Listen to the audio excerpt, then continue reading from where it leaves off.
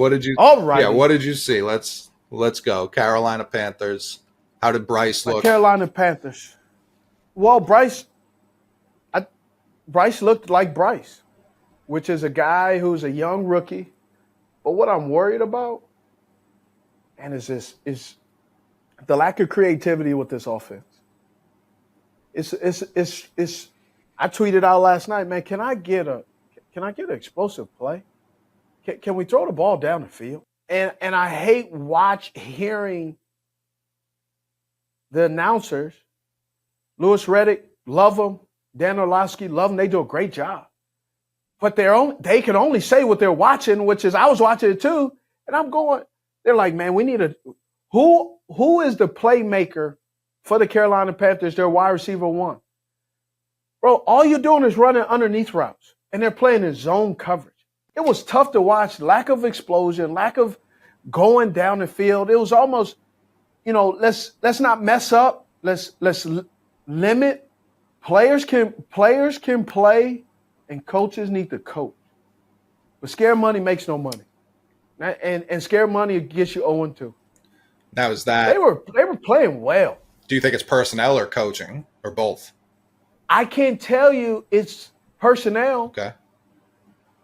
Because if you're running the same run play all game long, the other team is going to figure it out and they're going to stop the play. If you're running up the middle, clog the middle. You can't say, well, the offensive line can't block because you're running the exact same play. Right. I don't think it's fair to say they can't block or they can't play or you don't have any playmaker. Oh, we need a wide receiver needs to step up. Can we run some plays outside the hashes? Can we run some quick outs? You wait 3.5 quarters you run a corner route with Mingo. You get a DJ Chark. You finally throw a go route to him. He gets a PI. They're running zone coverage most of the game because all you're running is underneath routes and blitzing. Like you spend all week game prepping for that team. You have those first 10 to 15 plays. You have what you think you know. How caught up do coaches get in what they think they know versus what they're seeing in real time? And that is such a tough question because as a player, you practice so much and the coach is drilling your head what you're going to see, what you're going to do. And just like coaches get frustrated with players get frustrated with coaches. When you say, well, you said we were going to do this and we get in the game and say, well, we couldn't block up front. Yeah, we couldn't block up front because you exposed us by running the same plays to where they start teeing off on us and it became a rhythm. Yeah. And so they got in a rhythm of blitzing and we got a rhythm of trying to stop the blitz and minimize the bleeding. So you got to abandon what you even talked about. But the players are out there saying we don't have to. Yeah. And we couldn't win. It was like, bro, you waited to 3 quarters to give us – you waited for 3 quarters to really open up the playbook.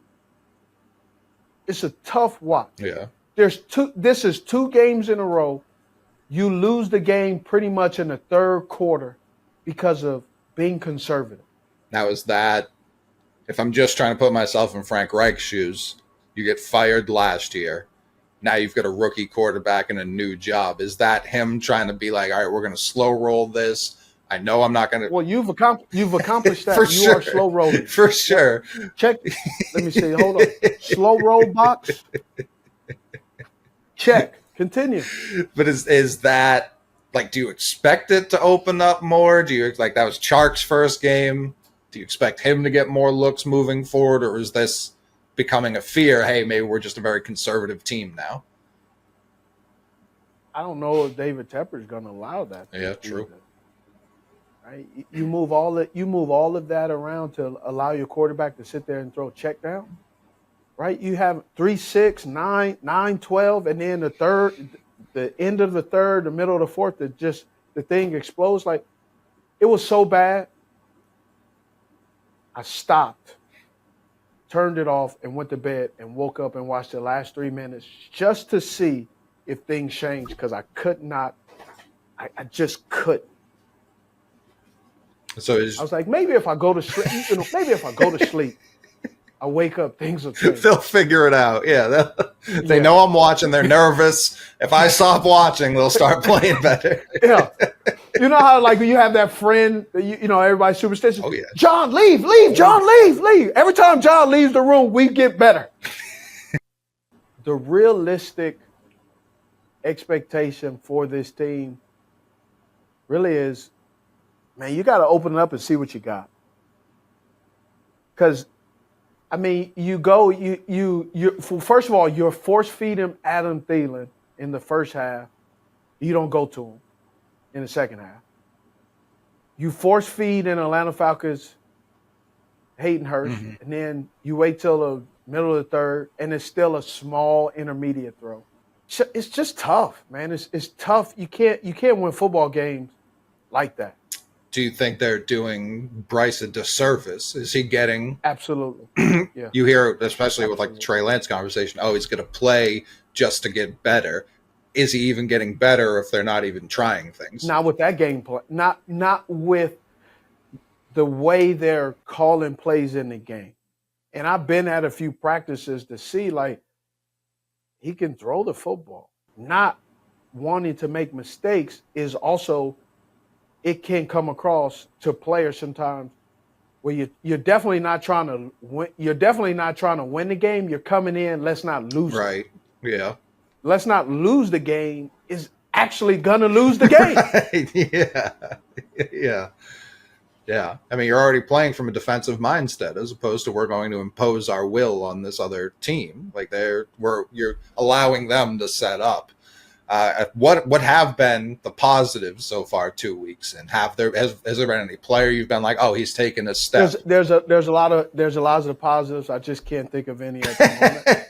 I mean, who's the D tackle? Brown? You guys took in the top 10 a couple years ago? He's playing well. He's doing well. You know, Shaq went down, so that sucks. Man, I tell you, there's no corners that's sitting out on the street waiting to be called that can play. Right? If they're at home, there's a reason. But my unrealistic expectation is that we can sign a corner today to fill in while J.C. Horn is not available.